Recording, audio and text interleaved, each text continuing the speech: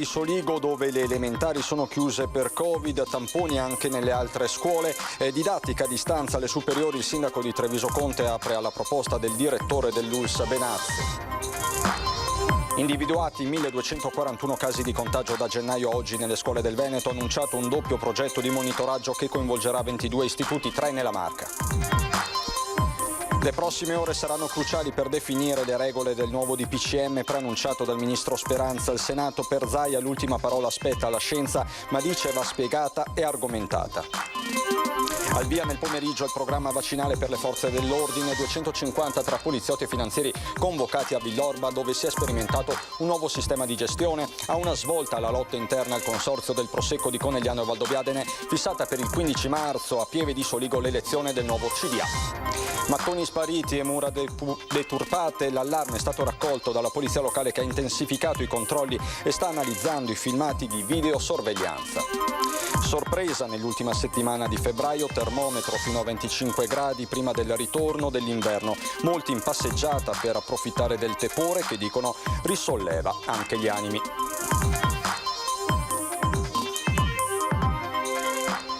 Bentrovati, buonasera telespettatrici, telespettatori di Antenna 3. Siamo ritornati a Farra di Soligo, dove è stata chiusa la scuola elementare della frazione di Soligo causa Covid, ma non è tutto, perché si stanno aprendo nuovi fronti, preoccupazione quindi tra i residenti. Si aspetta di capire dall'ULSS se si tratta di variante inglese. Intanto scatta il monitoraggio anche su altre scuole del territorio.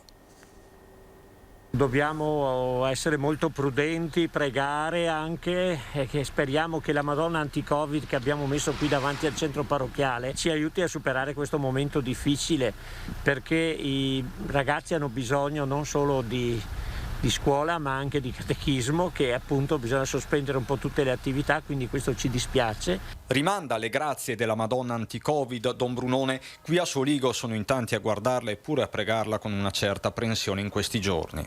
Preoccupa senz'altro, sempre preoccupa. Insomma, siamo preoccupati abbastanza. Allo stato attuale la stessa ULSS conferma come alla primaria Ancillotto, che resta chiusa, le positività emerse tra alunni e docenti siano una ventina, mentre si saprà giovedì l'esito dei 200 nuovi tamponi fatti in queste ore. I controlli allo stesso tempo si stanno spostando anche su altre scuole del territorio frequentate da congiunti.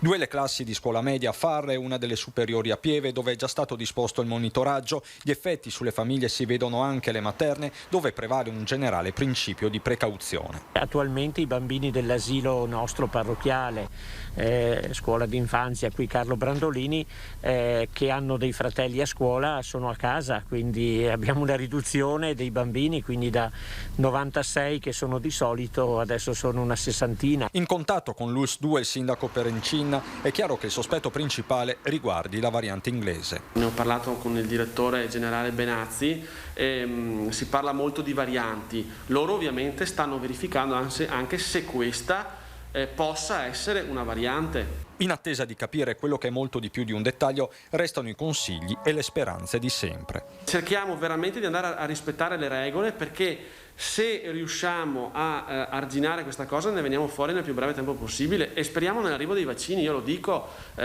poi si può essere a favore o contro, ma io personalmente spero veramente che ci arrivino questi benedetti vaccini. E intanto si aggiunge un altro tassello alla vicenda, lo possiamo vedere. Questa è la lettera firmata dal sindaco Perencin poco fa con l'Istituto Comprensivo di Farra di Soligo. Hanno scritto una lettera quindi congiunta ai genitori perché non neghino l'autorizzazione al tampone. Anche questo è un fronte in evoluzione che terremo ovviamente monitorato. Ma sulla questione della scuola, della didattica a distanza, è tornato oggi il primo cittadino di Treviso, Mario Conte, che ha espresso tutta la sua preoccupazione. Tornare alla didattica a distanza alle superiori Ben venga se serve a scongiurare la terza ondata. Abbraccia l'ipotesi avanzata dal direttore generale dell'ULSS 2 Francesco Benazzi, il primo cittadino. Demanda la decisione a Numeri e Scienza a Mario Conte, che guarda con preoccupazione all'aumento dei contagi che si fanno largo anche sul fronte scolastico, in parte dovuti alla diffusione della variante inglese. Se la chiusura della scuola è una soluzione per evitare la terza ondata, io credo che si possa anche pensarci, però ripeto, io non ho le competenze, non siedo al tavolo col comitato scientifico e quindi sono decisioni che spettano a loro. E sull'ipotesi di un altro lockdown sarebbe devastante, sostiene Lapidario, il primo cittadino che analizza le conseguenze che avrebbe sul fronte economico. Al momento solo un'ipotesi e intanto rinnova l'invito ad imparare a convivere con il virus, mettendo in atto le misure di prevenzione che ormai conosciamo. Un altro lockdown sarebbe devastante da un punto di vista economico. Ovvio che il primo obiettivo di ogni amministratore è quello di tutelare la salute dei nostri cittadini. È fondamentale accelerare sui vaccini e sensibilizzare giorno dopo giorno i nostri cittadini che devono vivere protetti. Ipoteticamente noi dovremo imparare a convivere con questo virus fino a quando non saremo tutti vaccinati e quindi ognuno di noi deve agire con l'obiettivo di proteggersi. Se tutti noi lo facciamo, io credo che non siano necessarie ulteriori chiusure. E proprio la Regione del Veneto ha già lanciato 2 progetti pilota per il monitoraggio del Covid nelle scuole, coinvolti più di 20 istituti, di questi 3 nella Marca. Si tratta del Liceo Da Vinci di Treviso, dell'Istituto Giorgi Fermi e dell'Istituto Galilei di Conegliano. Da inizio gennaio ad oggi sono stati individuati 1.241 casi di contagio di coronavirus tra alunni e docenti delle scuole del Veneto, con 27.460 persone in quarantena. Ma bisogna aggiungere che poco più della metà dei ragazzi tra i 14 e i 19 anni sono finiti in quarantena a causa di un contatto extrascolastico. I dati sono stati diffusi dalla Direzione di Prevenzione Regionale alla sede della Protezione Civile di Marghera, assieme all'annuncio di un doppio progetto di monitoraggio unico in Italia, organizzato con l'Ufficio Scolastico Regionale, che da metà marzo coinvolgerà da un lato 15 scuole superiori sparse per la Regione, dall'altro 7 scuole medie. E far sì che alcuni ragazzi e alcune comunità scolastiche si rendano protagoniste anche di un progetto che le vede in prima persona, mettersi a servizio anche degli altri, con i dati che emergono da questi progetti, credo che sia molto importante e molto educativo. Le 15 scuole superiori, ribattezzate Scuole Sentinella, identificate come campione rappresentativo, saranno sotto monitoraggio con test di screening ad alunni e personale docente e non docente fino alla fine dell'anno scolastico. Il progetto, che riguarda le terze medie di 7 scuole, una per la provincia del Veneto, prevede anche in questo caso un tampone nasale, ma i ragazzi se lo faranno da soli con un operatore a fianco. Una volta che saranno completati questi 2 progetti, sia alle superiori che alle medie, quali dati scientifici se ne potranno trarre? Per quanto riguarda il progetto delle rete delle scuole Sentinella, che coinvolge le scuole superiori, un dato di valutazione epidemiologica di circolazione virale in questi contesti, che potranno essere confrontati con la circolazione che avviene nella collettività, nella comunità. La partecipazione ai 2 progetti è naturalmente su base volontaria e coinvolgerà migliaia di persone. I dirigenti scolastici da subito, appena li abbiamo contattati per chiedere se erano disponibili a aderire al progetto, sono stati assolutamente consapevoli del privilegio di essere all'interno del progetto e anche della responsabilità che ne consegue. I dati del contagio sono oltre 1.000 i nuovi casi di positività al virus nelle 24 ore in Veneto, per l'esattezza 1.167, 22 i decessi, 133 i posti letto occupati nelle terapie intensive, 1.239 in area medica. Per quanto riguarda la provincia di Treviso siamo a 202 nuovi positivi e 3 decessi. Questo il contesto sanitario, ma la partita delle prossime ore è quella attorno al nuovo DPCM preannunciato dallo stesso ministro Speranza nella giornata di oggi al Senato. Domani intanto video incontro con il ministro Gelmini e le regioni. Per Zaia comunque l'ultima parola spetta alla scienza. Si chiede come Veneto che rispetto alle condizioni, alle possibilità di restrizioni siano validate dalla comunità scientifica nazionale che ha un quadro molto, come si può dire, un punto di osservazione a 360 gradi. L'ultima parola spetta alla scienza, ma dovrà essere ben argomentata dal CTS. Questa è la linea di Zaia in vista dell'adozione del nuovo DPCM chiamato a regolare la vita del Paese dal 6 marzo a dopo la Pasqua, come preannunciato nell'informativa al Senato dal ministro Speranza, che ha detto chiaramente come causa varianti non si debba allentare la presa, ma ogni mossa stavolta sarà concordata nel dettaglio con le regioni, da qui la conferenza con il governo prevista già nelle prossime ore alla presenza del neoministro Gelmini. Ci confronteremo direttamente con il governo e non avremo, come si può dire, il solito last minute dell'ultimo giorno che ti dicono fra 3 ore dacci parere perché poi noi lo pubblichiamo. Un cambio di passo che dovrà riguardare anche l'altro grande tema, quello dei ristori, collegato anche qui a un provvedimento del governo fermo da troppe settimane. Conoscendo anche l'operatività dei ministri, conoscendo anche la serietà, mi permetto di dire, del ministro Franco, che conosco, Daniele Franco, io immagino che ci sarà quantomeno un approccio nuovo e io spero che l'approccio sia riferito al fatturato, al delta del fatturato. Chiaro come il tema delle riaperture sia legato a quello dei vaccini ancora a rilento, da qui un nuovo appello alle istituzioni comunitarie. Ci sono dei vaccini che sono stati utilizzati in giro per il mondo in maniera importante, parlo del cinese e dello Sputnik. Io dico, allora continuano a dirci che non hanno presentato le pratiche, però se ne manca vaccini, qualcuno si prende anche la briga di prendere queste pratiche, vediamo se vanno bene questi vaccini.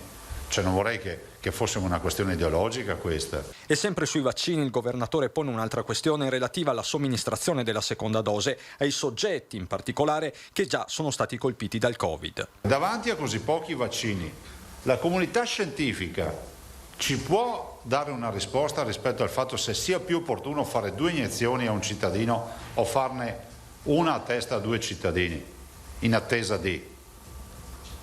È meglio un po' di copertura per tutti o tanta per pochi? Zaia, che in ultima battuta ha smentito una notizia di agenzia che ha fatto il giro del paese, secondo cui era stata firmata un'ordinanza di chiusura delle scuole in Veneto, un errore che per qualche minuto ha creato uno tsunami di reazioni poi rientrate. Al via oggi pomeriggio il programma vaccinale per le forze dell'ordine. Siamo andati a Villorba, dove tra l'altro si è sperimentato un nuovo sistema di gestione che permetterà di utilizzare meno personale sanitario. Non ero per niente preoccupato, anzi rassicurato da tutta l'organizzazione e da quanto ha fatto la Polizia di Stato per ottenere questo risultato in collaborazione con la ULSS. Vincenzo è stato il primo vaccinato di oggi tra le forze dell'ordine convocate nella struttura realizzata all'interno del boccodromo di Villorba.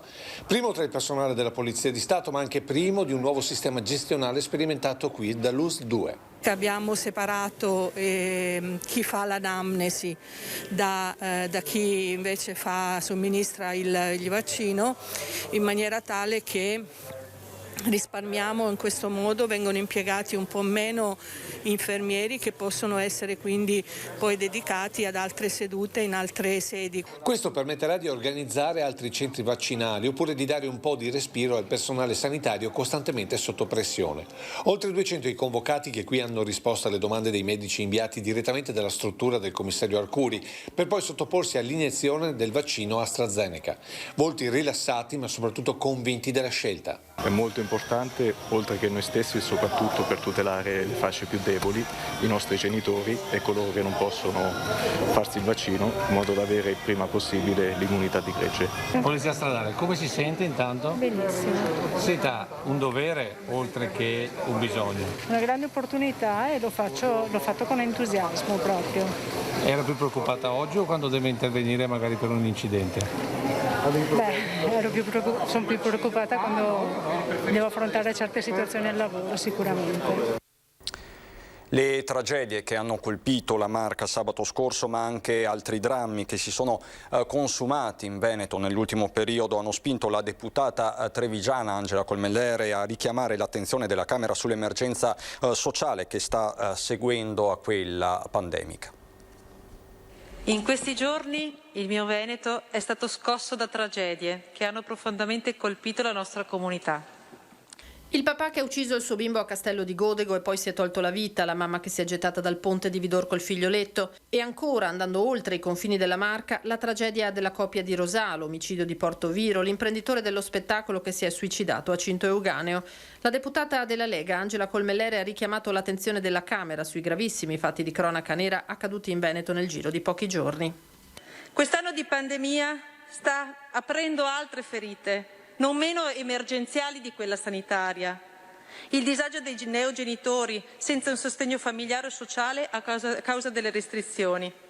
Quello di chi ha perso il lavoro e si vede negare o tardare i ristori, peraltro mai adeguati alle commesse perdute.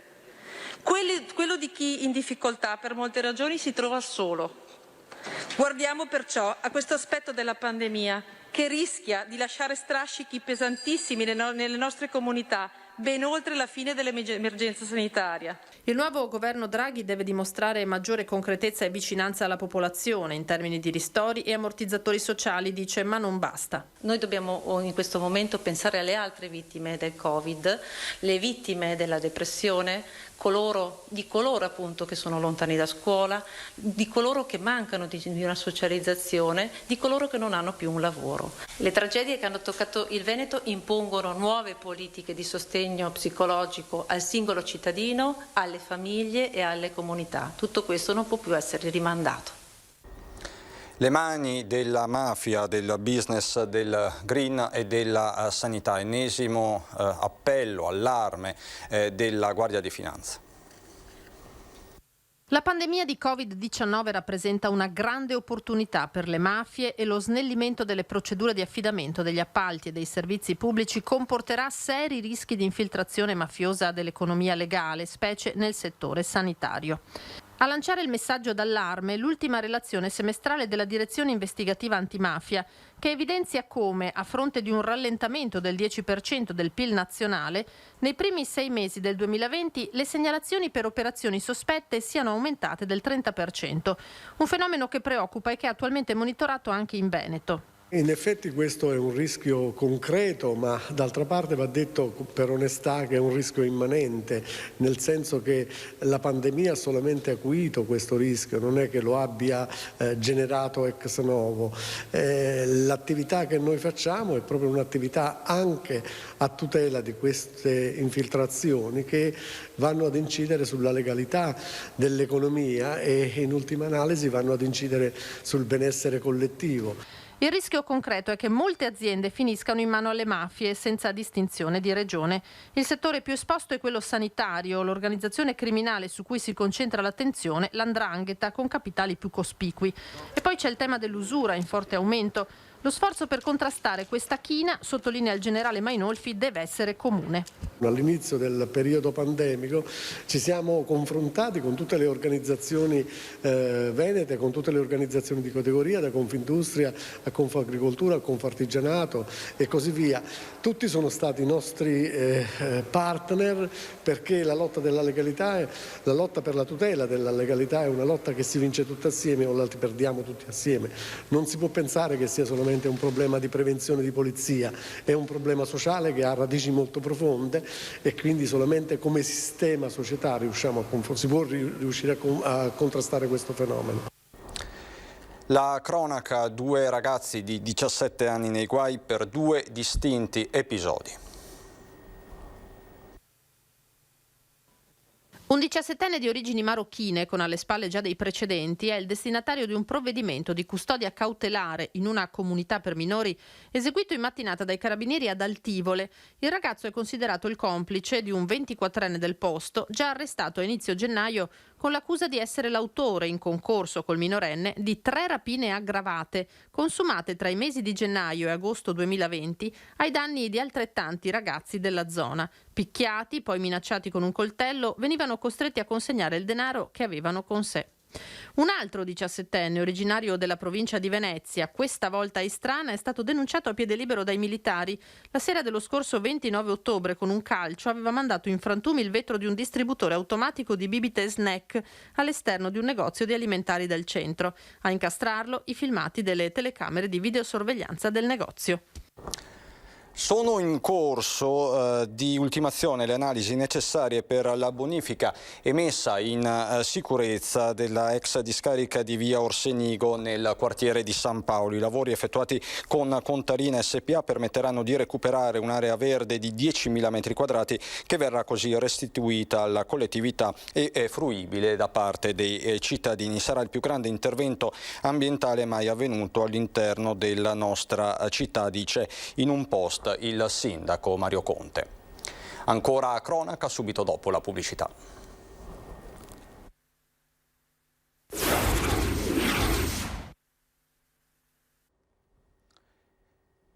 Di nuovo in diretta parliamo di quanto sta accadendo sulla cinta muraria di Treviso. Ieri sera ve lo abbiamo raccontato, stanno sparendo dei mattoni sostanzialmente. Su questo sta indagando la polizia locale.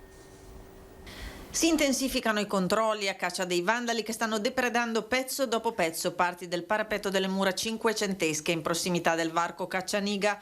Parti come questa, già staccata, che viene messa in salvo prima che qualche malintenzionato la strappi al patrimonio collettivo. Frammenti di storia che da difensori diventano sorvegliati. Al vaglio i filmati delle telecamere di videosorveglianza per individuare i responsabili dello scempio perpetrato negli ultimi giorni. Siamo subito partiti con le indagini, appena sono giunte in comando le prime segnalazioni, indagini che stiamo effettuando anche attraverso il sistema di videosorveglianza che abbiamo qui a qualche decina di metri. Naturalmente tutte le ipotesi sono aperte, da chi può rubare su commissione, un furto su commissione o più facilmente atti vandalici. Qui vicino c'è una panchina, abbiamo tracce di mattoni che sono caduti verso il fossato, per cui, ripeto, le indagini sono subito partite. Abbiamo naturalmente anche incrementato i controlli sia con il personale in uniforme che in borghese. Mura storiche che da testimoni dei secoli a difesa dei cittadini diventano prede di chi per interesse o per noia, tutte le ipotesi sono al vaglio, deturpa un patrimonio architettonico compiendo un reato contro un bene di interesse culturale tutelato. Siamo di fronte, ripeto, ad un reato per cui si rischia fino a 1 anno di arresto, per cui si tratta veramente di un reato grave e invitiamo, ripeto, tutti i cittadini che si dovessero accorgere di qualche movimento strano di avvisare subito il comando. E intanto il sindaco Mario Conte ha annunciato che provvederà ad informare la sovrintendenza e a riparare il danno. Quasi 6 ore di consiglio di amministrazione oggi per il Consorzio Superiore Conegliano Valdobbiadene, ennesima battaglia nella guerra per la nuova dirigenza che si è conclusa con alcune importanti decisioni. Le votazioni sono state fissate per il 15 di marzo al Palasport di Pieve di Soligo. Questa probabilmente è la decisione più importante presa oggi dal Consiglio di amministrazione della DOCG del Prosecco Conegliano Valdobbiadene. Un punto fermo su una guerra che va avanti da mesi e che rischia di portare il consorzio al commissariamento come già minacciato dal Ministero a Roma. Sarà per questo che in quasi 6 ore di consiglio alla fine si è dovuti arrivare ad una quadra che sa molto di tregua armata più che di pace tra i contendenti, perché è sulle rappresentanze che nessuno vuole arretrare di un passo. E se dal presidente attuale Innocente Nardi abbiamo ricevuto un no comment, dal portabandiera della compagine dissidente sono arrivate le altre puntualizzazioni su liste e candidati. Abbiamo definito le modalità della votazione e le liste, come avevamo già detto a suo tempo, sono composte praticamente da 4 viticoltori, 5 vinificatori e 6 imbottigliatori. E noi l'avevamo già proposto a sua volta e adesso abbiamo rideliberato per la seconda o terza volta e così andremo alle votazioni con queste modalità. Sottolineatura che sa molto da frecciata per il mondo delle cantine sociali, che chiederebbero di pesare di più sulla stanza dei bottoni di una delle DOCG più importanti dell'intero mondo del vino. Tra l'altro un nuovo CDA che sempre alle Idi di marzo dovrebbe snellirsi sempre in equilibrio, portando a 11 i consiglieri da eleggere. C'è già qualche nome per la presidenza? No, attualmente no, e comunque in ogni caso quando si darà lezioni poi sarà il CDA che decide chi votare come presidente e vicepresidente. Pomeriggio con temperature decisamente anomale, quello di oggi e quello che hanno vissuto tanti trevigiani. Buongiorno, ma se aspettava di girare oggi in manichetta corta? Ma sinceramente neanche tanto. Treviso, mura da Piazzale Burchellati alle 3:30 di oggi pomeriggio.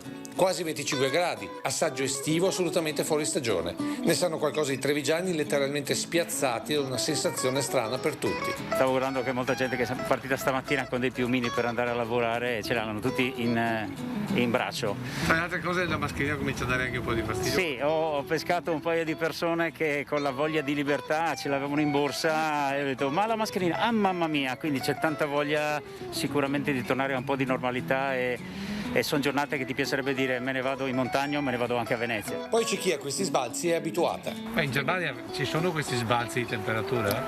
Anche di più in realtà. Ah sì? Sì, che Abituati? più o meno. Che una settimana fa lì facevano meno 20 gradi e anche adesso ci sono 20 gradi. Inevitabile è anche il classico luogo comune delle mezze stagioni. Non c'è stata la via di mezzo, io ho tanti anni, quindi ricordo io abitavo, sono di Milano, quindi avevo i nebbioni famosi, ma quando si andava a scuola, prima di togliere il cappotto a febbraio, ce ne voleva. E non può esserci uno spicchio d'estate senza i segni tipici della stagione. Siamo già al gelato, eh? Sì? Sì. Con questa temperatura, 24 gradi a febbraio, come la vedete? Speriamo non muoiano tutte le piante quando ritornerà il freddo. Siete più contenti per il tepore o più preoccupati per il cambiamento climatico? Allora, il caldo mi fa piacere, devo dire, ma comunque il cambiamento climatico rimane un problema tutto l'anno, non solo perché ci sono 24 gradi a febbraio. Di certo questo tepore pare aver scaldato anche i primi amori. Infine c'è chi puntando alle previsioni il giubbotto non lo molla proprio. Sarà la giornata di oggi e basta, tanto dopo torna il freddo. Per quello si tiene il giubbotto dopo. Certo, non voglio mica prendere freddo io. Questo dunque il racconto del nostro Lucio Zanato. Andiamo adesso a Belluno. A Belluno in primo piano i temi dell'occupazione, perché sono sempre più concrete le preoccupazioni attorno agli stabilimenti dell'ACC e di Ideal Standard e per il futuro di tanti lavoratori. Oggi a Trichiana, assemblea in fabbrica, ad Amella invece la lettera supplica al neoministro Giorgetti, scritta a 4 mani dal sindaco Cesa e dal presidente della provincia Padrin. I vertici di Ideal Standard non hanno un piano industriale da presentare né ai sindacati né alla Regione. Gli impegni assunti lo scorso novembre sono stati disattesi uno ad uno e per i lavoratori dello stabilimento di Trichiana la situazione si è fatta complicata. Non una certezza per il futuro, orizzonte temporale che non va oltre il 2021. Continuano a negare anche fatti evidenti di preoccupazioni per spostamenti di pezzi di produzione verso altri paesi, non l'Italia. Non ci forniscono i dati di volumi rispetto appunto a tutti gli altri stabilimenti e quindi questa situazione di assoluta mancanza di trasparenza ci porta a dire adesso basta. Oggi i sindacati di categoria Confiltem, anche FEMCA e Wiltec hanno riunito i lavoratori, sono poco meno di 500 e in questo momento nessuno gode di ammortizzatori sociali perché l'azienda sta lavorando mentre i vertici tacciono. Lanceremo al sciopero, chiederemo ai lavoratori di fare sciopero e che la protesta sia più possibile collettiva e che si senta proprio la necessità di farla. A pochi chilometri di distanza c'è la ACC con i suoi 315 lavoratori e in queste settimane la tensione si taglia col coltello. A rischio il piano di rilancio del comparto europeo del compressore che ha nel progetto Italcomp il punto di svolta, ma l'Europa tace, recalcitrante al pari delle banche direttamente coinvolte nel dossier ACC, molto più propense a investire fiumi di denaro in sponsorizzazioni sportive. Basterebbero piccole porzioni di queste somme per garantire un futuro a Italcomp, scrivono in una lettera appello il sindaco di Borgo Valbelluna Stefano Cesa e il presidente della provincia Roberto Padrin, che implorano testualmente l'intervento autorevole del neo ministro dello sviluppo economico Giancarlo Giorgetti. Una doppia sciagura sociale alle porte e il tempo ormai è agli sgoccioli.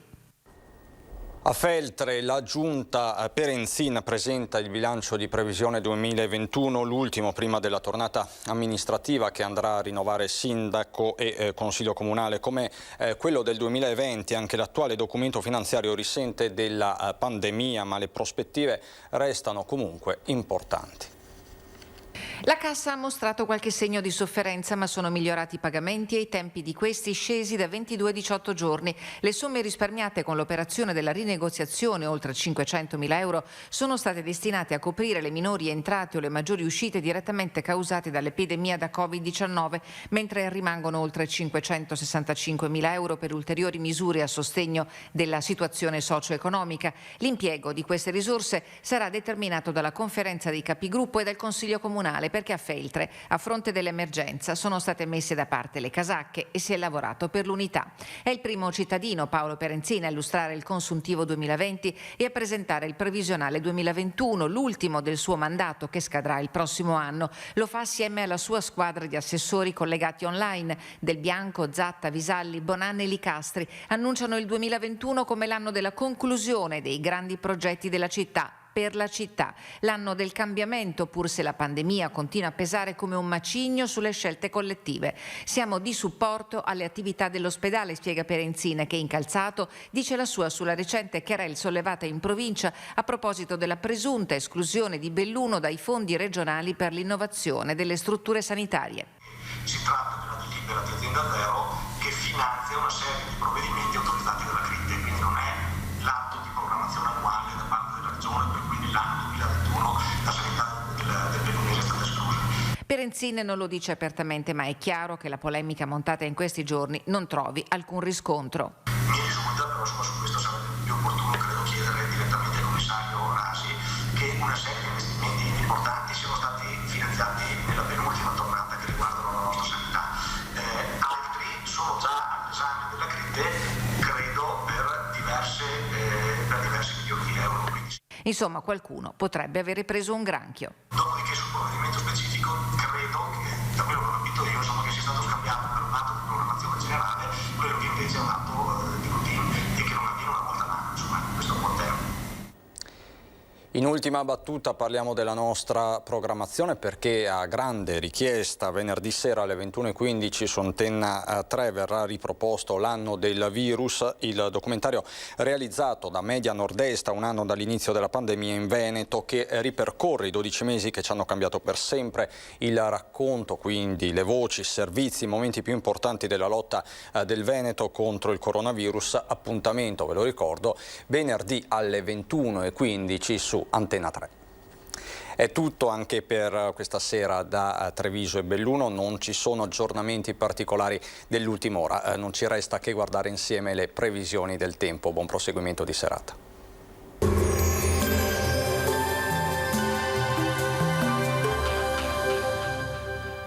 Lasciati ispirare dai nostri pavimenti e rivestimenti R di bagno. Tu scegli, noi pensiamo a tutto il resto. Meneghel, Aroncade, Treviso. Bentrovati al meteo. Risveglio senza nebbia sul nostro territorio, anticiclone sempre più forte con clima molto mite per il periodo. Il rovescio della medaglia di questo campo di alta pressione che persiste ormai da giorni è un'intensificazione dell'inquinamento atmosferico. Ma vediamo la situazione nel dettaglio. Sul Veneto la grafica di giovedì 25 febbraio ci mostra un contesto decisamente soleggiato. Al mattino non si esclude una leggerissima foschia sulle pianure, specie su quelle più orientali, ma in rapido dissolvimento. Il cielo si presenterà sereno un po' ovunque. Prosegue l'assaggio di primavera con temperature minime tra 2 e 5 gradi, valori massimi compresi invece tra i 14 e i 18 gradi con punte di 19 gradi. Bel tempo poi anche sul Friuli Venezia Giulia, dove sarà asciutto e stabile. Il sole sarà protagonista su tutti i settori e il cielo si presenterà al massimo velato. Temperature minime tra 4 e 8 gradi, massime invece sui 18-19 gradi. Uno sguardo infine alla situazione del Trentino Alto Adige, poche novità, anche qui contesto di ampio soleggiamento, come vediamo non sono attese piogge e il cielo sarà sgombro da nubi. Temperature minime intorno ai 3 gradi, massime sui 16-18 gradi. Dal meteo per ora è tutto, vi auguro come sempre un buon proseguimento in compagnia di Antenna 3.